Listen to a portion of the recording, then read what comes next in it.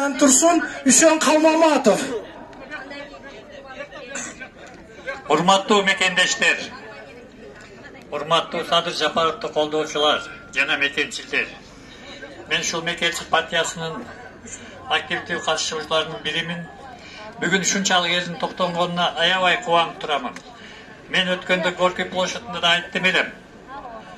Армениянын президентин камактан эли 3 күн көчөдө толкуп туруп, тополоң кылбай, өздөрүнүн ырын-ырдап, эч жака баспастан кылкылдап туруп, бийликке сүрүн көрсөтүп, премьерликке, андан кийин мына президенттикке алып келип койду. Биздин Садыр керек болсо Пашиняндан да жогору турган жигит. 2012-жылы айткан эле сот реформасы деп. Ошондо көпчүлүгүнүн эсиңде бар. Ишти жаап керек болсо Садыр Жапаров дагы үйгө киргизбей коюшка аракет кылышкан. Ошол уланып келе жатат. Элдин ырыскысын айтып койгондугу үчүн отурат. Элине күйгөндүгү үчүн отурат. Садыр Жапаровдун тарткан азабы, мындай алып караганда мусулманчылыкта пайгамбарларга берилген азап болду. Эч ким баласынан айрылбасын. Ата-эне өлмөк мурас. Бирок ошо баласын кокуступ деди. Ошол айдоочуну кечти. Doğum жок деп. Меңа кызык. Ошо бала ушул жерде экен. Исламда айтат.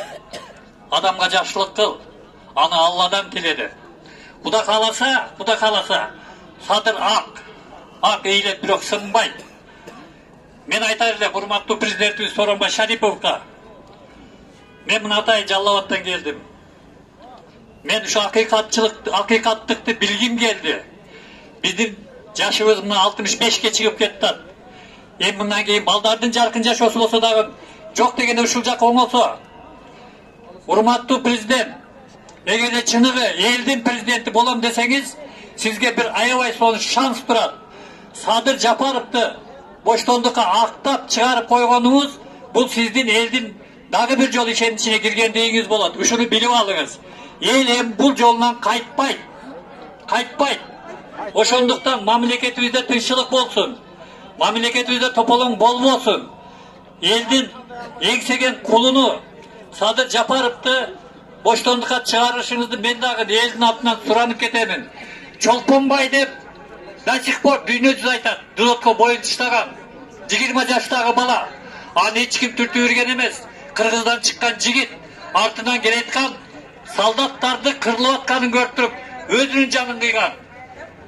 Мына азыркы тирүүлүктүн мезгилинде ошол Чолпонбай бизде Садыр Жапаровга боштондук!